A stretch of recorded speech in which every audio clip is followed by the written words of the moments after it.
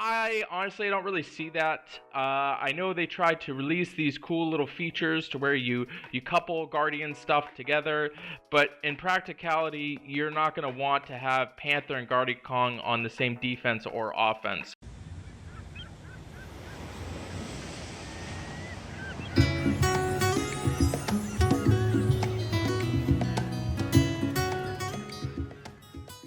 Hey, thanks so much for checking out the channel. If you're curious about any other hero in Empires and Puzzles, you can view my website at anchorgame.com. There you will find I've graded every single hero with a calibrated team of graders. This resource will always be free. Thinking about supporting the hero grades and the breakdown videos? You're welcome to donate. Otherwise, feel free to share this resource with a friend. I have my exclusive line group called Anchor Cove, where you gain access to myself and tons of other experienced players with on-demand information and resources.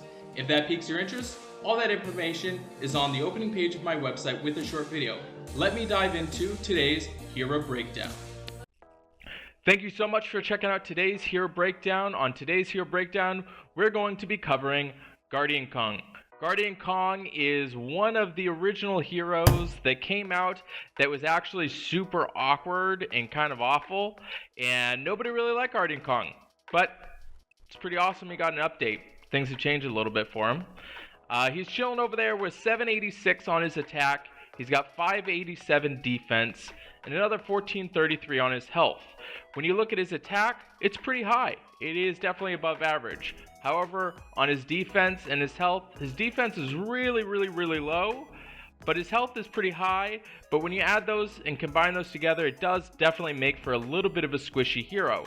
When you add emblems, you definitely are going to want to go the route on the defense part. I would probably more flex on defense and add maybe a little bit on the attack, but overall, he's pretty low there. This video is sponsored by my good friends at Raid Shadow Legends. It is a free turn-based dark fantasy RPG. To check this game out, all you gotta do is go to the video description, click on the special links. If you're a new player in the next 30 days, you receive an epic champion Joan Toon 100,000 silver. All your treasure is waiting for you right over here. When you're taking a look at what he actually does, he does have the bonus event for Guardians. So if you have 2, 3, 4, or 5 heroes, it increases the amount of defense / the amount of healing. So those actually go up between 5 all the way to 20% and 4% and 13% on the healing. I honestly don't really see that. I know they tried to release these cool little features to where you couple Guardian stuff together, but in practicality, you're not going to want to have Panther and Guardian Kong on the same defense or offense. So it's just a really awkward situation for the bonus. I don't really see it being that useful. When you look at what he actually does, it's 250 damage to all enemies, which for the longest time I thought this hero ran at slow speed, but awkwardly enough, it's at average speed, so that's actually pretty awesome.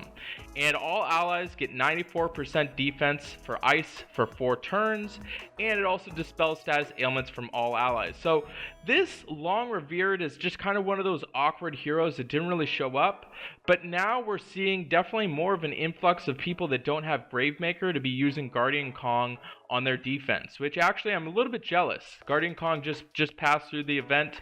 It is one of those heroes that definitely got overlooked in the past, but is now seeing a resurgence when you're thinking about Teleria tanks.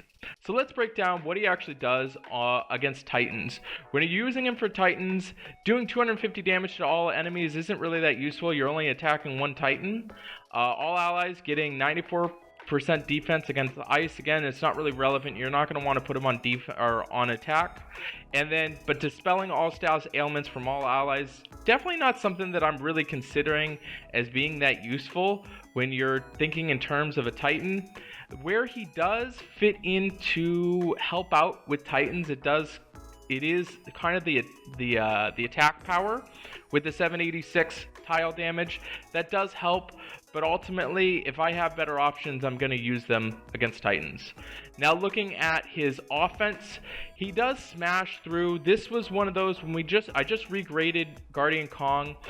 He was at a B. He's now up to a B plus on offense. This might even be close to an A minus. I battled between the two. Give me a little bit of wiggle room there because the Dispel does definitely help.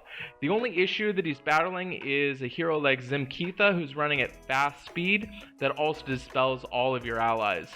The 250 damage is pretty decent, and then the defense against ice isn't going to be that relevant against Teleria tanks. However, that 94% defense is going to help out a ton against Vila, Finley, or Master Lepus.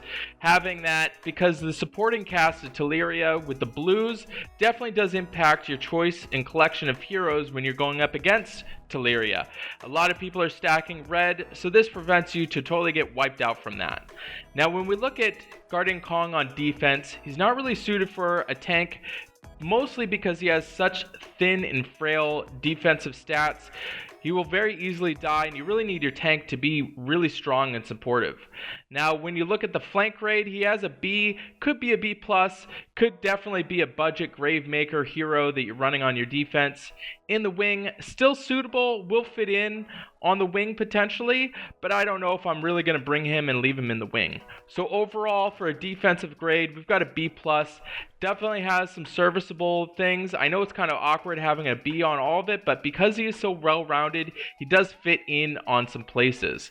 Now, when we look at him for the Rush tournament, he does help out a lot, being at very fast speed, hitting all heroes. That might even go up to an A-, we'll see. Buff tournament, he's got some awkward buff status ailments, does help out, but I do like the fact that he does dispel all ailments against you. And at Bloody tournament, he's got a B as well, kind of fits in, kind of above average there. So when we look at Guardian Kong, overall, I give this hero B+. I really debated between B+ and A-. I would recommend going and checking my grades at anchorgame.com. So if there's anything that changes, he might get a little bit of a buff. And if you're a new player to this game, I would really recommend you going ahead and subscribing to the channel.